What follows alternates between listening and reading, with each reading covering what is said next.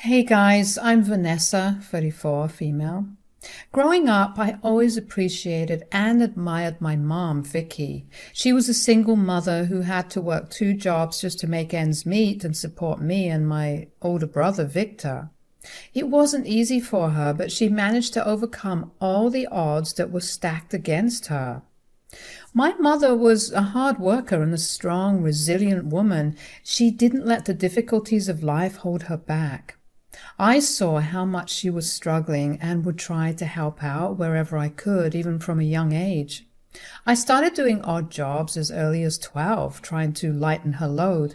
She always appreciated my help, even though I was bringing in peanuts compared to what she was bringing home. And that made me feel like I was doing something important. Victor, on the other hand, seemed to be resentful towards our mother. He never appreciated all that she did for us, always blaming her for our less than lavish lifestyle. This would lead to countless arguments between Victor and me. I'd tell him he was being ugly and rude, but he just couldn't seem to see the sacrifices our mom was making for our sake. But my mother would always tell me not to worry about Victor. She would say that she was so grateful to have me around to help her out. It was her way of acknowledging the love and support I provided, even as a young girl. Fast forward to when Victor turned 18. He left the house, eager to escape the life we had with my mother. Tragically, this departure would have consequences that changed our world forever. You see, my mother had a terrible workplace accident due to hazardous work environment. This accident left her paralyzed, unable to work or care for herself. We lost our house, as she could no longer afford it, and I had to live with her cousin for some time. Victor, in his pursuit of being rich and hating the lifestyle that my mom provided us, managed to secure a decent place for himself. He had a roof over his head and had enough space to house our mother, but the question that lingered was whether he would be willing to take care of her. As my brother Victor begrudgingly accepted the responsibility of taking care of our paralyzed mother, it was clear that he wasn't happy about it. He never openly admitted his resentment, but it hung in the air, casting a shadow over our family dynamics. Victor knew that he would look like a complete a-hole if he refused to take care of our ailing mother, so he did what he had to do to save face, albeit with an air of unwillingness that never went unnoticed. It was exhausting dealing with his groaning. Time passed and I turned 18. I wasn't as fortunate as Victor, who had managed to climb pretty high in his career, securing a stable financial position for himself. He could even afford to hire a nanny who would look after our mother. He'd also installed various paraplegic-friendly devices in the house to make her life easier. I was excited to celebrate my 18th birthday, but on that very day, Victor had a different plan for me. He told me that it was now my turn to take care of our mother. Can you imagine? It wasn't a gentle or kind request. Instead, it felt like an order. This led to a nasty argument between us, and it was long time coming because I was sick of his attitude. This fight had been brewing since we were kids. I refused to accept my brother's orders, and I questioned his sense of responsibility and compassion. The argument between Victor and me escalated quickly. I couldn't fathom how he could so easily dismiss his mother like she didn't do everything for him, given his financial stability and the fact that he had already modified his house for her special needs. My emotions got the best of me, and I called him evil and selfish. You know, I'm not swimming in money like you. You know that it makes sense for Mom to continue to stay with you, Victor. You can afford it, and your house is already set up for her. What the hell is your problem? You're the one who's acting evil and selfish here, Vanessa. You don't want to take her in. Look who's being a bad child now. I was beyond frustrated, and I knew that there was no getting through to that thick skull of his. Listen here, you douchebag. The moment I make enough money, I swear on my life I'll take Mom in. You know I love her, and you know I can't ever forget the crap she's been through. I can't believe you're treating her like this when you have the means to help her." "Oh, cut the crap, Vanessa. You're so dramatic. It's your turn to take care of her, and that's that." "She did so much for us, Victor. You should be more grateful." But Victor was unyielding, brushing off what I was saying. "Well, she could have worked harder just like I did. Look at me. I've got money now. You should do the same. You're a pig, and you're lazy just like your mother." "I can't believe someone so kind gave birth to a monster like you." Yeah, whatever. Look, I guess you're kind of right about having the facilities to take care of Mom, so yeah, it looks like I will continue to take care of her for a while. But you better believe the second you're on your feet, you'll take her in with you. Got it? Over the years, my relationship with my brother, Victor, deteriorated further, and I found myself unable to share the awful and nasty things he said about our mother with her.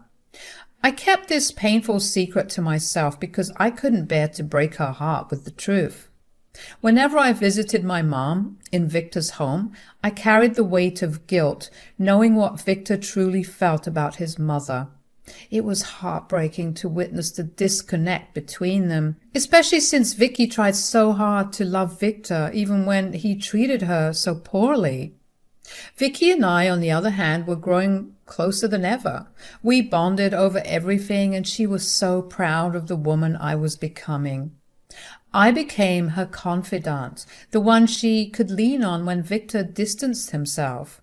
She'd complain to me about the lack of communication from her son, and I could only console her, assuring her that everything would eventually be all right. "Vanessa, I just don't understand what's going on with Victor. I don't know what I did to make him hate me." "You did nothing wrong, Mom. It's him. He's always been the problem." "But I can't help but blame myself. He's been treating our relationship like some exhausting task, and this was before the accident. He's so distant, and he barely talks to me. He just leaves everything to Maria," the nanny. "I've tried everything to reach out to him, but it's like he doesn't care." "Mom, it's not your fault. You've done everything a loving mother could do. Some people are just the way that they are, and that there isn't much you can do to change them. I know it's hard to accept, but it's his choice to be this way."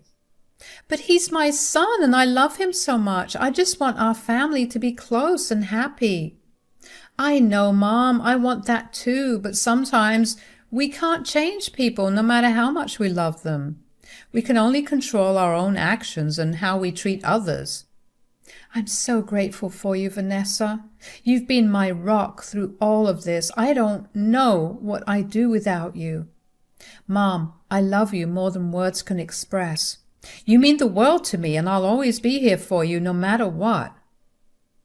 Several years went by, and I was turning 32 years old, and by this point I was happily married, and we had just moved into our big, beautiful home. I was so proud of everything I had accomplished to get me to that point. We were having a little housewarming party, and of course Victor and my mom were invited. When they arrived, it seemed like everything was going to go well. That was until the party was winding down and my idiot brother had the bright idea to make an announcement to everyone. "Attention, attention everyone. Yes, thank you. Today is a very special day. My sister is making quite the name for herself, and I couldn't be more proud. She's such a smart, talented young lady, and I wish her and her husband nothing but the best with their future endeavors. May this house be filled with children, happiness, and memories. But I will say, I have an announcement to make. As you all know, I've been taking care of Vicky since I was 18, and it's been great. But I now pass on the mantle to my baby sister, just like how we talked about all those years ago. It seems like you're now ready to take on this responsibility, so hear, hear, everybody. Congrats once again, Vanessa." I was left in shock by Victor's abrupt announcement, and I wasn't the only one. Everyone was shifting uncomfortably in their seats, and my mom had to roll away and excuse herself to most likely cry in the bathroom. I obviously didn't forget our agreement. While I had always been willing to take on this role, I couldn't believe how thoughtless he had been in his approach. It felt intentional, actually, embarrassing Mom like that. There was no excuse for his poor behavior, and I was disgusted. I tried my best to do some damage control, telling our guests that they needn't worry about anything and that the party should resume as normal. I then went to check on my mother, and sure enough, she was sobbing in the bathroom, which broke my heart. I hugged her and started apologizing, telling her I was sorry for keeping this a secret from her and promising to murder Victor in his sleep. She also echoed the same sentiments I had about Victor's desire to embarrass us in front of everyone. Something was seriously wrong with that boy. He could have spoken to me privately, explained his reasons, and discussed the transition with me. Instead, he chose to make a spectacle of it in front of our mother. I jokingly asked her if she had dropped him on his head when he was a baby, and she said that she must have because there was no other explanation for this. We laughed for a bit, and after she was feeling better, we made our way back to resume the festivities. Then the guests started to leave, and this fake smile that I had plastered on my face was falling apart and was being replaced by the anger I had. My anger flared once the last guest left, and I was ready to let all hell loose on Victor because I couldn't contain my frustration. I shouted at Victor, calling him out for his insensitivity and selfishness. It was painfully clear that Victor hadn't changed at all, and his priorities were still driven by his own interests rather than our mother's well-being. How pathetic. Victor, how could you just spring this on Mom like that in front of everyone? You could have talked to me privately, but instead you had to make her feel like she was a burden. She's your mother, and she doesn't deserve this kind of treatment. What is wrong with you? Vanessa, I've been taking care of her for years, and it's time for you to step up and do your part. I have my own life to live, and I can't be responsible for her all the time. I never said I wouldn't take care of her. I love Mom, and I'm more than willing to have her live with us. But you could have handled this with more sensitivity. She's been through so much already, and she doesn't deserve to be treated like this. Oh, here we go again with the dramatics. You sound like you're 18 again. Grow up. Victor, baby, I don't appreciate how you've been treating me. I understand that you didn't ask for any of this. You're right, I didn't. And I appreciate you taking care of me for all these years, but what you did was just classless and rude. You didn't have to embarrass us like that, and especially not during such a celebration. Honestly, get it together. You're a mess. Oh, I'm a mess. Okay then, let me get out of your hair. You know what? I'm glad that I'm finally getting rid of you. Do you know what I could have done with all the money I've spent on you? You're sick. You know that? Maybe, but I don't care anymore. I don't care if I'm the villain in your story, okay? I've done my part. Besides, it's not like she's going to have a huge inheritance anyway. If I were to guess, it's 20 grand, right, Mom? I noticed my mom's eyes widen for a moment, and she hesitated before responding. Yep, only $20,000. I found it very suspicious, but I didn't react. You see, taking care of her is too much work for only $20,000. I deserve more. But obviously, I'm not going to get that. So, yeah, good luck taking care of her. I'll send you her nanny's number. Get the hell out of my house and don't come back. You hear me?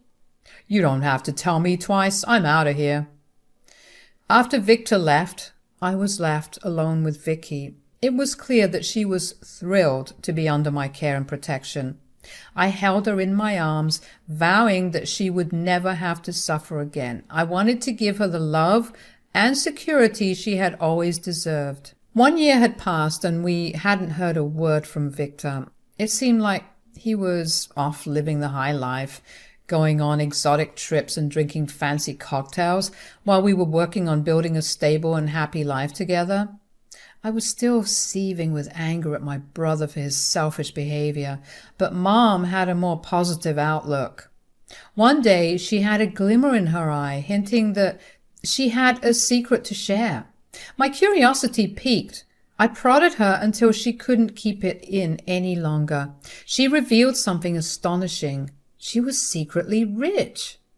My mom explained that after her unfortunate accident, she had taken her former employer to court, seeking justice for the unsafe work environment that had caused her harm. It was a legal battle that I remembered well, and she had tried to sue them, but the case hadn't gone her way. Yes, well, if you remember, after I lost the case, there were some stories floating around about it. Yeah, it was all over Facebook, I remember. Right. Well, there's something I need to tell you, something I've kept hidden for a while now. It all began about a year ago when I received a phone call out of the blue. The person on the other end said that they knew about my lawsuit against my former employer, even though I had lost that case many years ago. They told me how sad it was to see someone like me, a single mother struggling to make ends meet, losing to the big man. Really, Mom? Who was this person, and why were they contacting you after all these years? Well, Vanessa, he's a billionaire. And just like me, he's paralyzed due to an accident he had a couple of years ago. Ever since then, he said he's been on a mission trying to help people like him, since he obviously has the means to do so. A billionaire? And he wants to help you? Is he Bruce Wayne? Apparently so. He said he had a deep sympathy for people like us, and he couldn't bear to see my story in the media. The articles mentioned how I was working in dangerous jobs just to provide for you and Victor. Wow, Mom, that is so crazy. I mean, it's not every day a billionaire approaches you. So what did he want?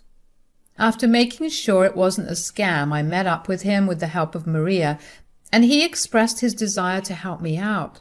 He said he'd give me $20 million to make my life better, to make sure we never have to struggle again. I had to pick up my jaw from the floor. For a moment, things felt a bit dizzy. I couldn't believe what I was hearing. 20 million? Mom, that's incredible. It's more money than we've ever dreamed of having. Please tell me you're not joking. Sometimes I have to pinch myself because I still can't believe it. And the best part is that I finally received the money after a year of waiting, dealing with some technical issues on his end. But that's why I'm telling you all of this now, because the money has finally come into my possession. And that's when I realized something.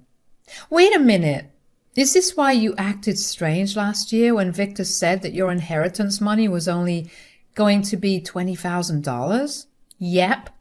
Oh my God, I knew something was up. And I'm not sorry I lied to him either. I just couldn't bear the thought of my son being a selfish gold digger, only caring about himself. Honestly, Mom, he deserves it. He's treated you terribly and has basically abandoned us. I'm glad you understand, dear. I didn't want anyone to know about the money until I was sure it would be in our hands, and now that it is, I'm having second thoughts about telling him altogether. I mean, he seems to be doing just fine without it, so I don't think you should tell him. You're right. It'll be our little secret. Well, we'll make the best of this, Mom. We're going to have a wonderful life ahead of us, and Victor won't get a cent of this money. As the months passed, my mom and I had big plans to enjoy the newfound money. We talked about exotic vacations, fancy restaurants, and getting the best medical care we could afford. We envisioned creating wonderful memories together. Sadly, my mom's health continued to deteriorate. Her condition often forced us to cancel our plans. Thanks to the resources we had, we consulted numerous medical experts who all unfortunately delivered the same grim prognosis. Vicky's condition was worsening, and the future looked bleak. Another year went by, and tragically, we lost my mom. She passed away peacefully in her sleep, and I was right there beside her. The night before, I had chosen to sleep next to her because I had sensed something was wrong. I guess it's true what they say, when you know, you know. I was devastated. Grief overwhelmed me, making it hard to eat or sleep. I missed my mom terribly. She had always been my pillar of strength, and her absence left a void that felt impossible to fill. I didn't know how I was going to do it without her. Heck, to this day, I don't know how I'm getting by without her. But this next part always makes me smile on those particularly hard days, and I know she's laughing in heaven because what happened next was the greatest form of poetic justice to occur. After my mom's passing, I was determined to give her a grand send-off. I planned a beautiful funeral to honor her memory and ensure her final farewell was something unforgettable. To my surprise, Victor, my estranged brother, decided to attend the funeral. I couldn't believe he was there, given our history, and given the fact that we hadn't spoken ever since I kicked him out of my house 2 years ago. In a rather shocking twist, Victor announced that he was at the funeral because he wanted his share of the inheritance. The lawyer and I exchanged puzzled glances since Victor wasn't even mentioned in the will. A lawyer took Victor and I aside to discuss the matter privately. After a brief discussion, the lawyer explained to Victor that our mother had altered her will years ago, making me the sole beneficiary of her assets. Victor's initial reaction was to laugh it off and claim our mother didn't know anything of value. I was quick to question him about his inheritance demands, if that was the case, and he shot me the evilest evil eye he could muster.